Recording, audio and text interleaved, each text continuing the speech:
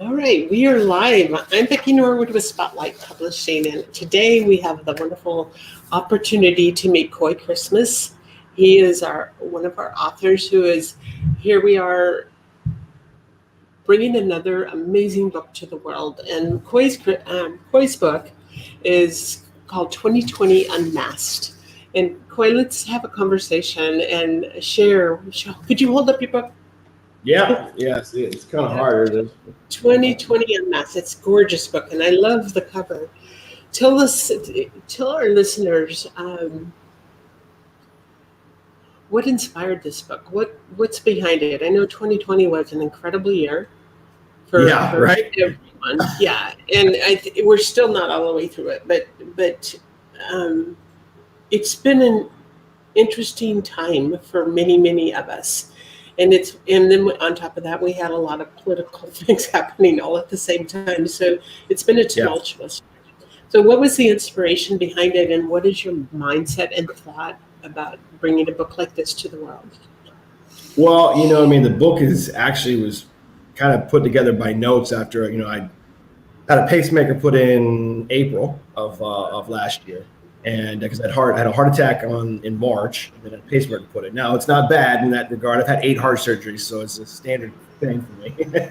But so I was sitting there in the hospital. I was pretty bored, so I just grabbed my phone out and started putting down some notes, just to have some time. And then after the pacemaker, you've got to keep your arm. You can't raise your arm up over your head because the leads have got to sit inside your heart. They don't want you to pull those out.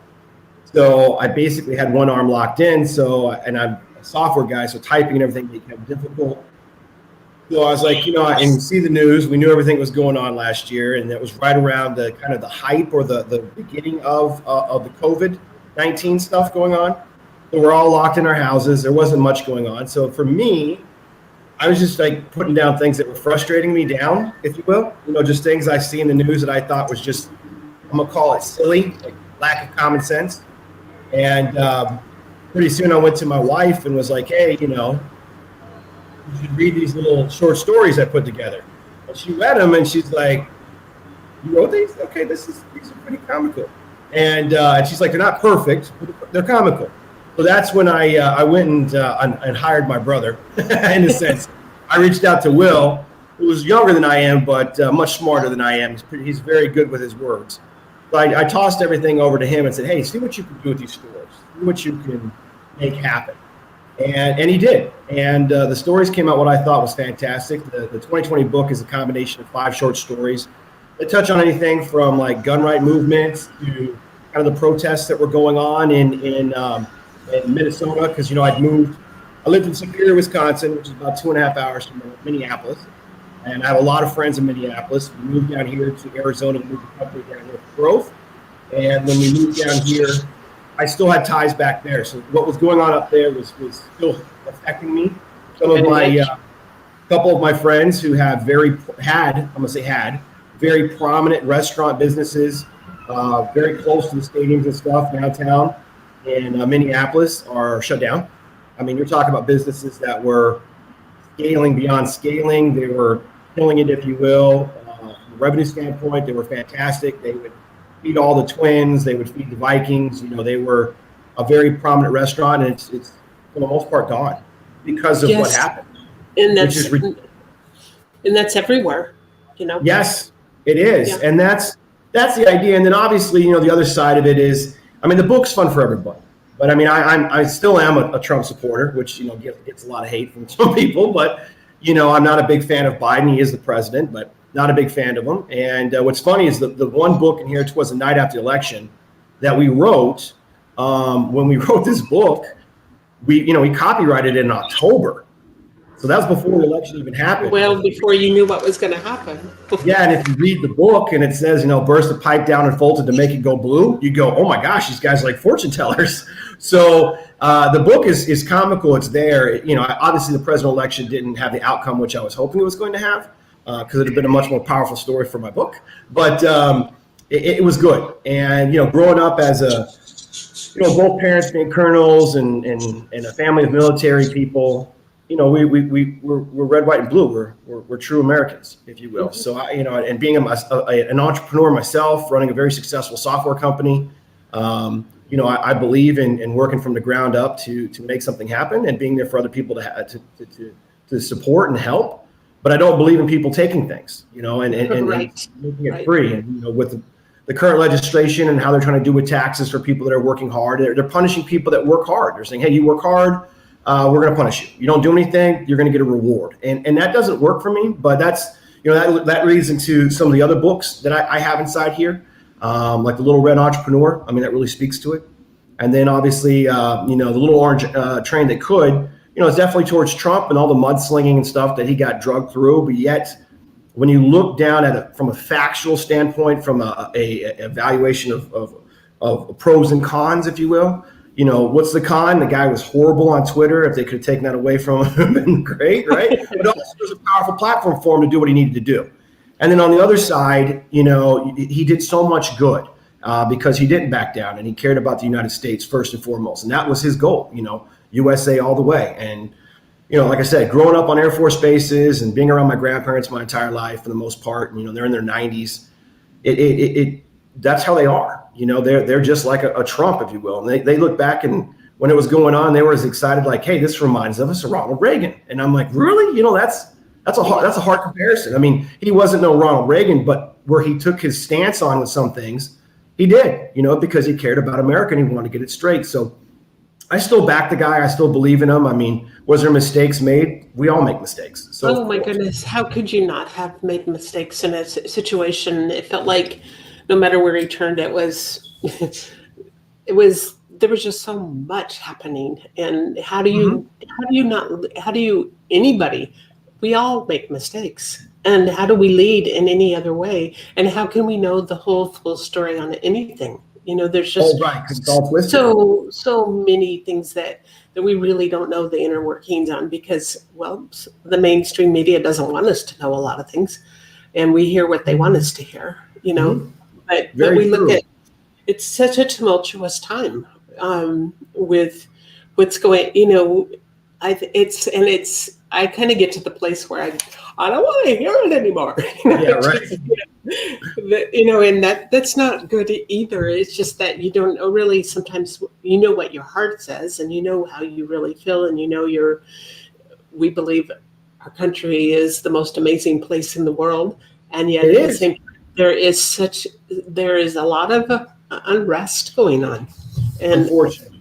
and we really but I think at the heart of it all, I think that there's so many good people and there's so many doing the right things that it took maybe some stirring of the pot to make things happen in a different way and make us all wake up to what life is, Yeah, I don't think that pot's done being stirred. I think. Oh no, I don't either. Yeah. I do want to see some serious changes made in the the governmental side, but I mean, I am one man. One man can make a difference, but I'm not quite there yet. I'll keep focusing on my work. When I get a little older, maybe I'll play politics, but not right now. It'd be kind of wild to have a guy walk around with knuckle tattoos trying to do something like that. But yeah, I mean, even to the point where, like yesterday, I was reading the news about what they were doing with Dr. Seuss books, and I'm like, really? That was and Mr. Potato Head can't be Mr. no more. I know. I mean, being a pro-gun guy, obviously, here in Arizona, you have a driver's license, you're able to constitutional carry.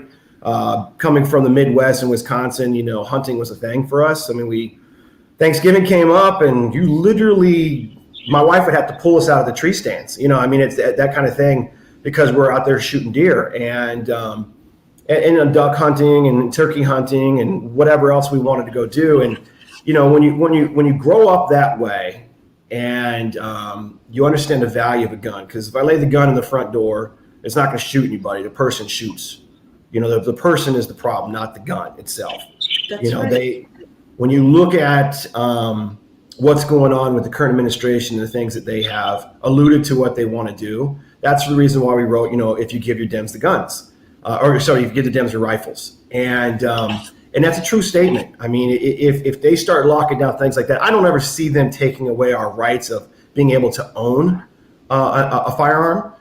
I think that'd be a really tough one. I have a lot of friends in military and in the police force and stuff, and particularly in the Midwest. And they said, hey, if they ever said we have to go confiscate guns from people, I'll retire. I'm done. I'm out. They're not going to take that chance. and they don't want to do that because they believe in the amendments as we do. But I do see them trying to get very unique and interesting in how and what you can do with your weapons. So they don't want us to have high capacity magazines, and which it makes a major difference or not. Or they don't want us to be able to carry. In some states you can't carry. You're allowed to have a weapon, which is really odd. I mean, you look at. I used to have an office over in the UK up in Stoke, and for many years. And you would think that Stoke and those areas would not have any problems. You guys wouldn't have any issues because they have you're not allowed to have a gun. I mean, you can if you have the land and you do hunting. There's a certain limitation, but it's very, very small compared to what we have here in the United States. They have crime all the time. And it's people getting stabbed and their heads beheaded and things like that over there. And it's like, would that happen if they had firearms? I don't know. There is still more. There's other ways to cause harm to another individual. Mm-hmm. There's many other ways to do it besides a gun, and it's still the type of person that would create those kind of or carry out kind of those mean and vicious type of things. Mm-hmm. They'll find a way, whether it's a gun or not a gun. Right. And there's a lot of ways that can happen. But for families that grew up in where there's hunting and all these other things, that it's just guns are just part of the fiber of life.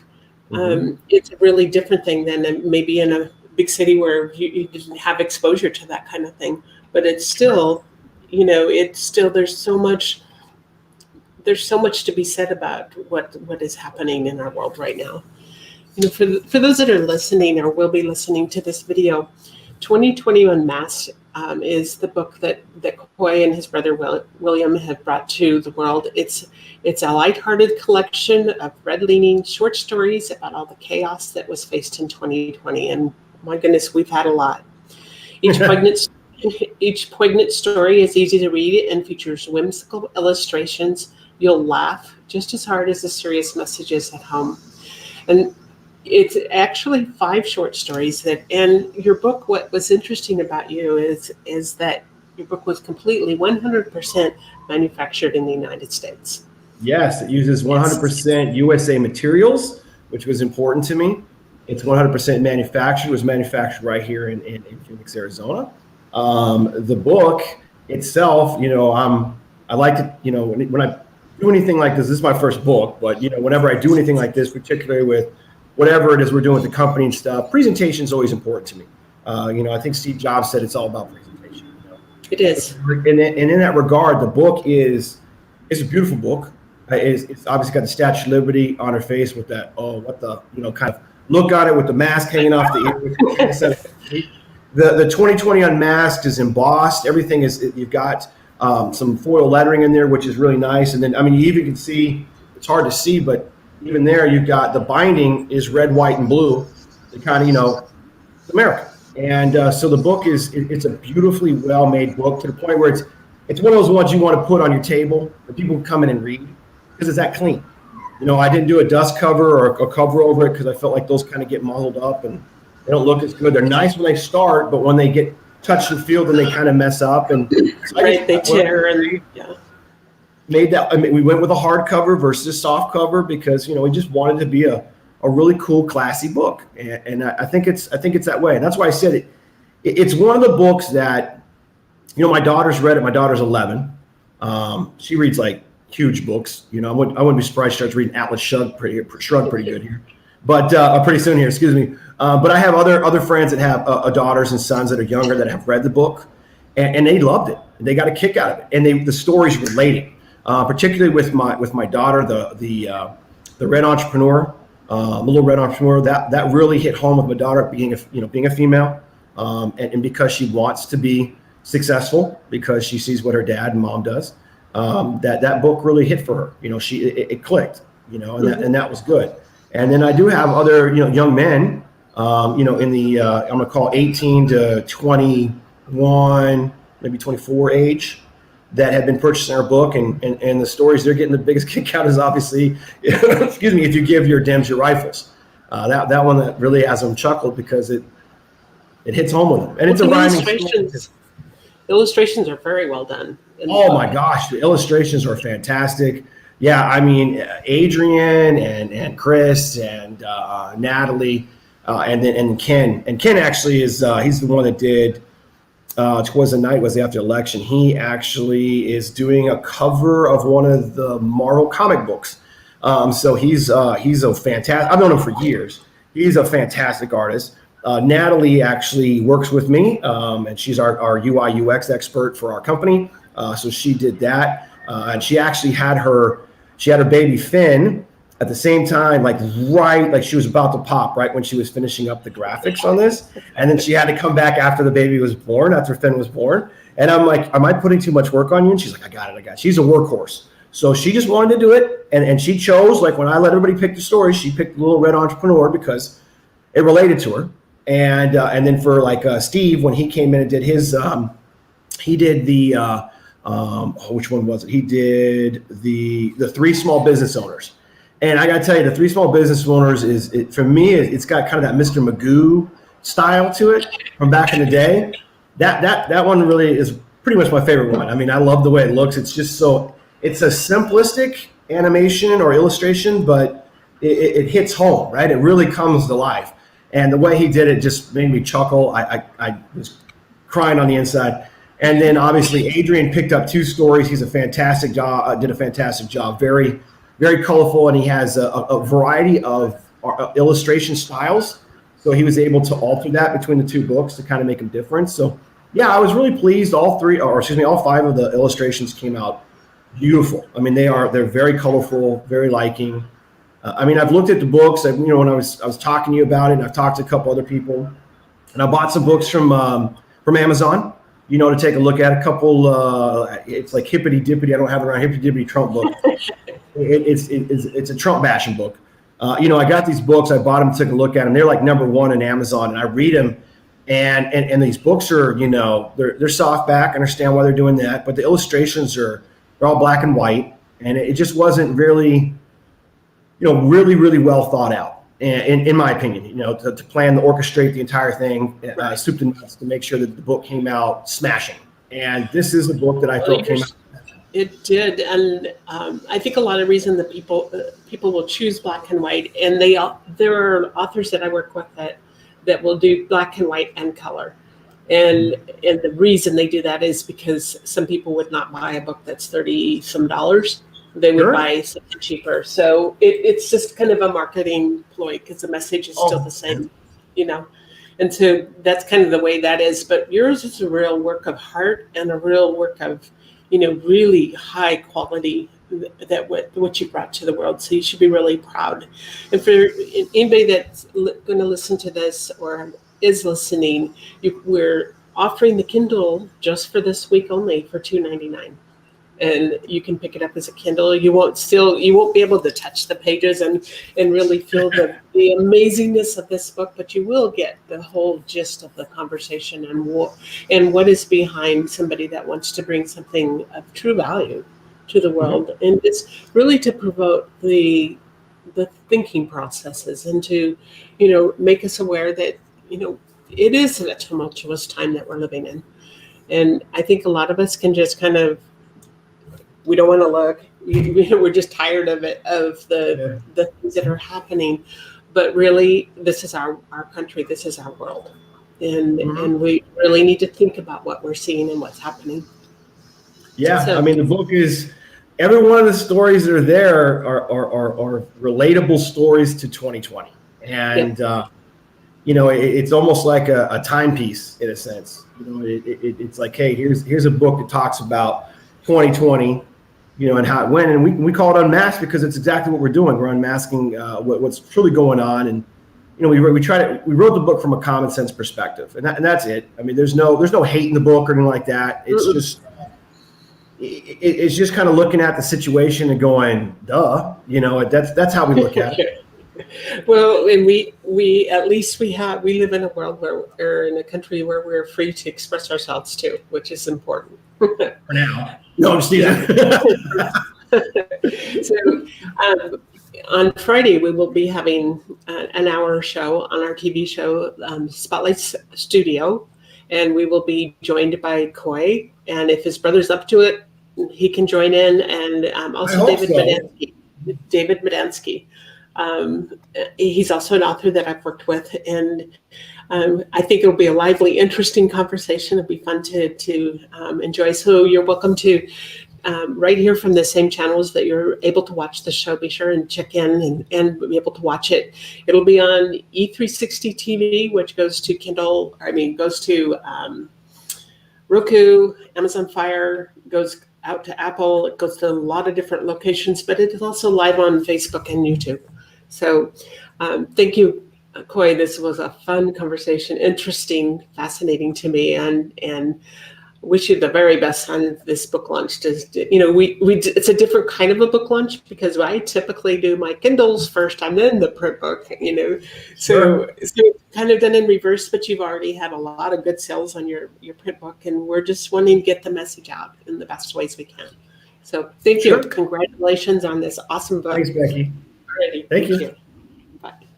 Bye. We are ending our broadcast.